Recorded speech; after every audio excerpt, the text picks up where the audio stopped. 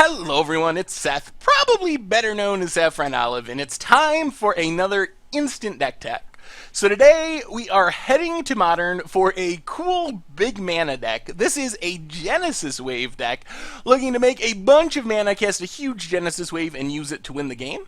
This build recently took Magic Online user Lunnick to a 5-0 finish in a competitive league, so congrats to Lunnick on their finish with the deck. A quick reminder before we break down Genesis Wave in Modern: if you enjoyed this deck and want to see it made into videos, take a second, click the like button, the subscribe button, leave a comment, anything you can do to support your deck, because whichever deck is most popular gets to be made into videos next week. Anyway, Genesis Wave in Modern, probably the best place to start talking about Genesis Wave is with Genesis Wave itself. So Genesis Wave is a hugely powerful sorcery if you have enough mana to cast it.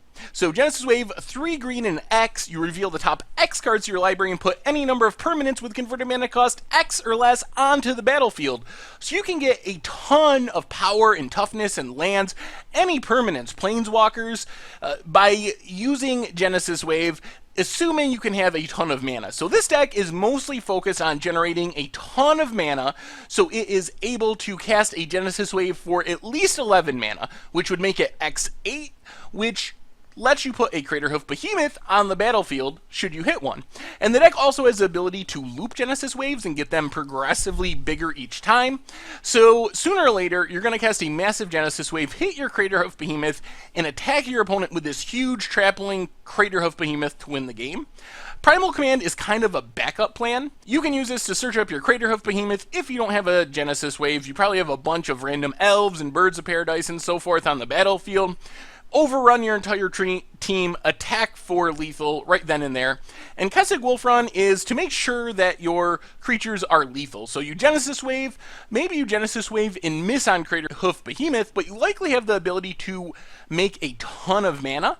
So you can use that mana to dump it into Kessig Wolfrun and make one of your other random creatures a lethal threat, giving it a huge power boost and also trample. It also makes sure the Craterhoof Behemoth itself is lethal, because remember with Genesis Wave you get all the lands too. Lands are permanent, so if you cast a Genesis Wave X20, you're probably going to get like 10 lands. Some of your lands produce multiple mana, and you're just going to be able to dump a ton of mana into Kessig Wolfrun and win the game. So how do you go about producing the mana? Well, one plan is Arbor Elf plus Utopia Sprawl plus Forest. So Arbor Elf untaps a forest, Utopia Sprawl enchants a forest and causes that forest to tap for 2 mana instead of 1. So when you have that combo together, you use the Arbor Elf to untap the forest that has the Utopia Sprawl, and basically the Arbor Elf combined with that forest makes 4 mana every turn. You could also have multiple Utopia Sprawls on the same forest, which makes it gets really crazy really quick. The deck kind of has an untapping theme as well. So you got Garruk Wildspeaker, can untap 2 lands, any lands. Kiora, Master of Depths, untaps a creature and a land. Neat trick there is you can untap the Arbor Elf and a land, and then Nykthos is the land you want to be untapping. Like, it's fine to untap your forest with Utopia Sprawl, that produces a bunch of mana, but the real payoff is untapping your Nykthos multiple times each turn. But to make Nykthos really good, you need a bunch of green mana symbols. So the cards we've already been talking about do have green mana symbols: Garruk, Kiora, Arbor Elf, the Utopia Sprawl.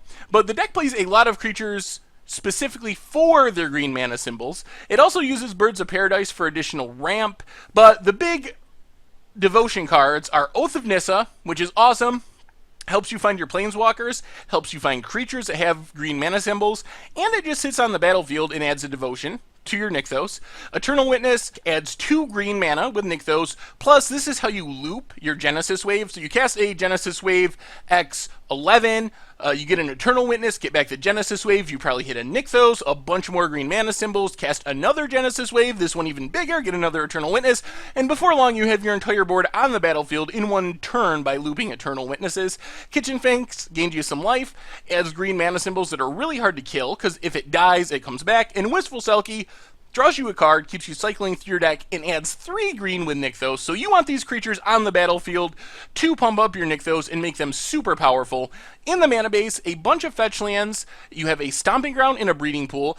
In the sideboard, we have Nature's Claim, Ancient Grudge, and Seal of Primordium. This is the deal with artifacts and enchantment package. Negates and Dismembers, so another reason for the blue package is you get 4 negates in your sideboard, helps you force through your Genesis waves in counterspell matchups. Dismembers is removal. Scavenging Ooze and Obstinate Baloth gain you a bit of life. And then a big old Terrestodon, if you need to deal with non-creature permanents. This is, your opponent has Ensnaring Bridge out, for example, you Genesis wave, you hit the Terrestodon, you get to kill the Ensnaring Bridge, and then attack with your Craterhoof Behemoth and all your other stuff. So that is Genesis Wave in Modern. Anyway, that's been our Instant Deck Tech for today. Thank you very much for watching, and I will talk to you soon.